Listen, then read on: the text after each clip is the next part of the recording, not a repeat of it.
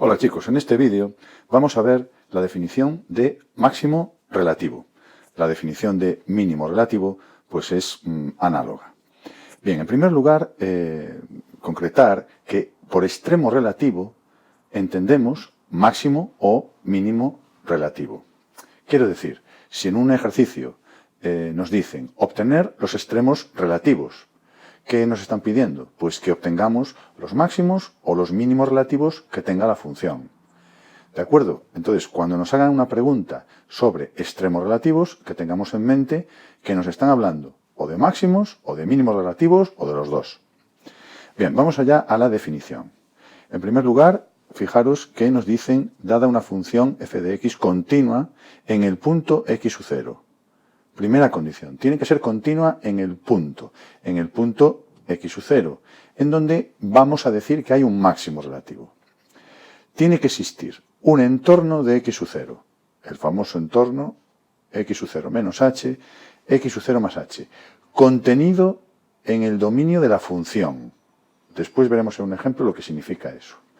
En el que la función es creciente en x sub 0 menos h, x sub 0, y es decreciente en x sub 0, x sub 0 más h. Bien, creo que es clara la definición. Vamos a ver algún ejemplo. Vamos al caso A.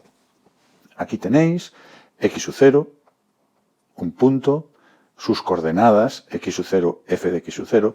Recordad que, utilizando mal el lenguaje, muchas veces nos referimos a un punto simplemente nombrando su primera coordenada, su abscisa.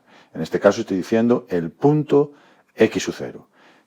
Realmente lo que quiero decir es el punto de coordenadas x sub 0, f de x sub 0. Bien, pues en este caso A claramente hay un máximo relativo. ¿Por qué? Porque se cumple la definición. En primer lugar, la definición se cumple porque la función es continua, en el punto x sub 0 claramente. Y además, fijaros que existe un entorno contenida en el dominio, que en este caso se he puesto todo R, y que se cumple, pues que en x sub 0 menos h, x sub 0, la función es creciente, mientras que en la parte x sub 0 más h, la función es decreciente. Por lo tanto, se cumple claramente la definición. Bien, vamos al segundo ejemplo. Tal vez diréis, bueno, esta es repetición de la anterior. No, no es repetición de la anterior. Fijaros, hay una diferencia. La función anterior, la primera, la que hemos llamado por A, es continua en el punto, igual que la que hay en el apartado B, es continua en el punto x sub 0. Pero fijaros, en el ejemplo A, la función admite recta tangente en el punto x sub 0, que sería algo así. Es decir, es derivable en el punto x sub 0. Sin embargo, en este ejemplo, veis que si trazáramos la recta tangente por la derecha sería una cosa así, mientras que la recta tangente por la izquierda sería otra así. Es decir, no coinciden, no sería derivable. Pero no nos importa. Cumple la definición de máximo relativo.